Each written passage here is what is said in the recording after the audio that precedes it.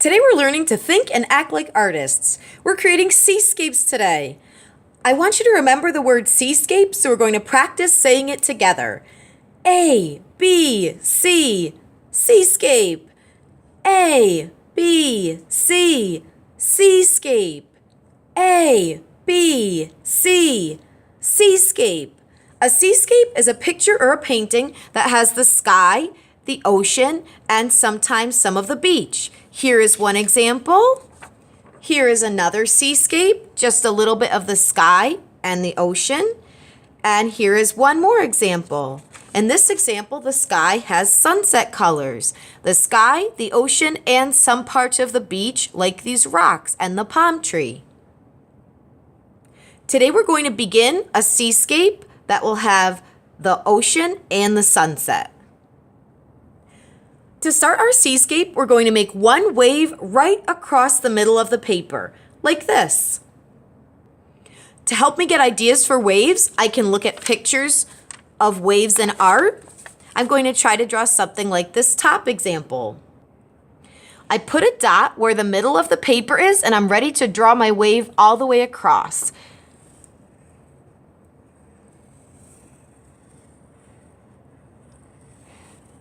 I'm using warm colored oil pastels like orange, but red, yellow, and pink will work as well because these will show up well against the blue water. Here we go. And I'm almost to the other side.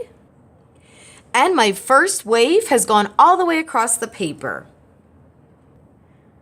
My next step is going to be to draw another wave on top of the first wave. So this wave is going to go up above. I'm switching to a new color and I'm going to try to draw a new style of wave. This is going up above my original wave.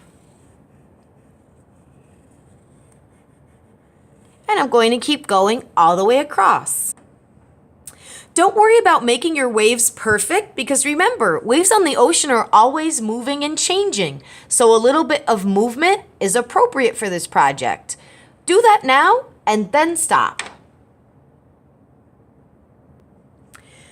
Now we're going to use watercolor to add a wash to create water in the seascape.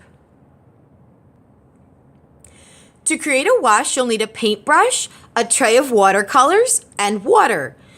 Don't get these watercolors dirty. Please don't mix the box. We need to keep each color clean. So wash your brush when you need to switch colors.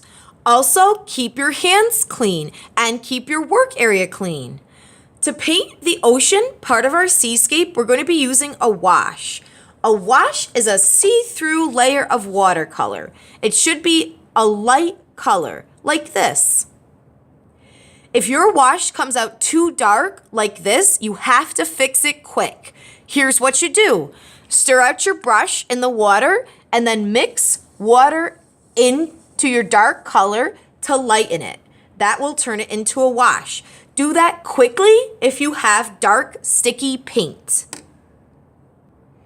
To create the wash, we have blue paint in the watercolor box and we also have turquoise blue down on the end. You can try both.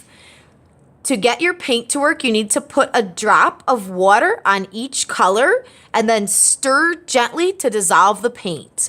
We're going to paint the wash right across. You can get fancy if you want and alternate between regular blue and turquoise blue to make a pattern. Here we have regular blue and turquoise blue. And our pattern continues. Remember, if your watercolor paint comes out dark or sticky, you need to fix that fast. You need to stir out your brush and mix in water.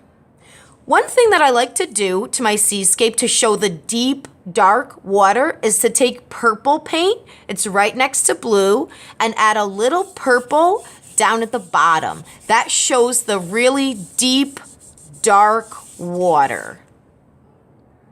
Do that now and then stop. We've been creating something really special called a watercolor resist. You may have noticed that when you paint your watercolor wash across the oil pastel, it doesn't cover up your oil pastel. It's like the oil pastel pops right through the paint and doesn't get covered up. That's a special process called a watercolor resist, and only oil pastel and watercolor will do it.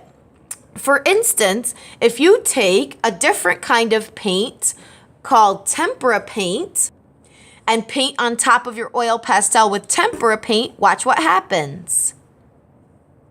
The tempera paint will cover up your oil pastel.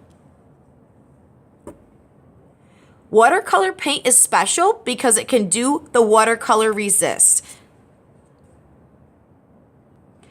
This means that you can draw fantastic details using oil pastel and they won't get covered up with your paint. Watercolor resist is a really useful process for an artist to know about. Now that we've finished adding the watercolor washes for the ocean and our seascape, let's leave our paper flat on the table to dry, and you can take your paintbrush and stir it out in the water to clean it.